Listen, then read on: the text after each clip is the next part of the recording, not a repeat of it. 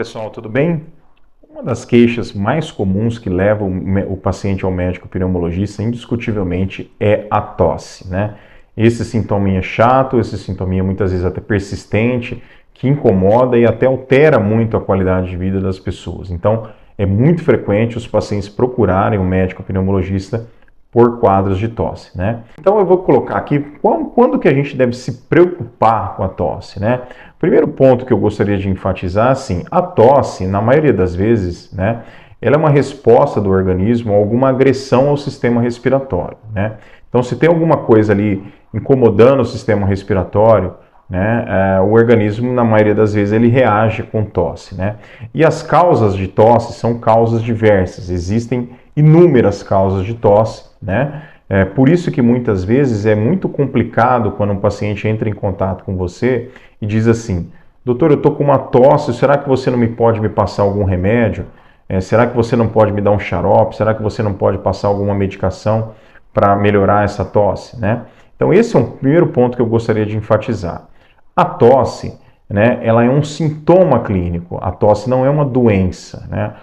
A doença é que está levando a tosse. Então a tosse ela é um sintoma de algum processo que está acometendo o seu sistema respiratório principalmente, né? Então quando você está tossindo por alguma causa. Então para a gente atuar na tosse, a gente precisa primeiro descobrir a causa da tosse, né? Então por isso que não se deve fazer uso de antitussígeno ou medicação, esses xaropes e tratamento para tosse, sem que você saiba uma causa da tosse, né? E obviamente, como você tem um grande número de doenças ou fatores que vão levar à tosse, nem todos eles são fatores que vão preocupar, nem todas as tosses são tosses assim que a gente deve levar um pouco mais atenção, um pouco mais de consideração em relação a algum perigo de alguma doença mais séria associada, tá? Então eu vou colocar para vocês aqui alguns fatores que, associado a uma tosse, né, devem levantar aí alguma preocupação para o médico, né, e para o paciente, obviamente, que está sofrendo com esse processo, né? Quando que a gente deve investigar uma tosse? Então eu vou colocar para vocês aqui 5 fatores que eu acho que são importantíssimos nesse processo, tá? Bom, o primeiro deles, sem dúvida nenhuma, é quando a tosse ela é crônica, né? O que é uma tosse crônica? Tosse crônica é aquela tosse que dura mais do que 8 semanas. Então, se você tem uma tosse que já está aí com uma duração maior do que 2 meses, né? É uma tosse que mereça ser investigada. Nem toda tosse crônica significa alguma coisa perigosa no pulmão ou no sistema respiratório.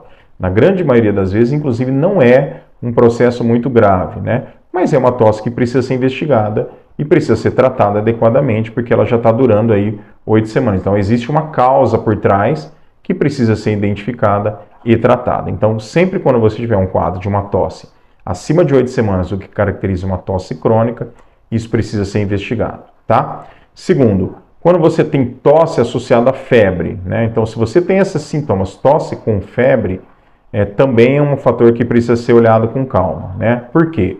Porque a tosse com febre, né, geralmente está associada a alguns processos infecciosos.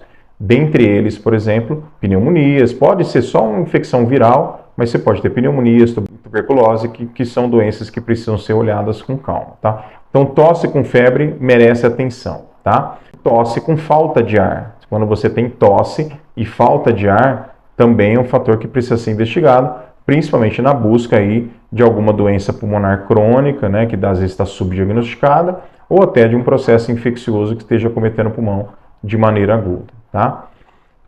Quarto, tosse com sangue, né? Quando você tem tosse com sangue, indiscutivelmente isso precisa ser investigado, né?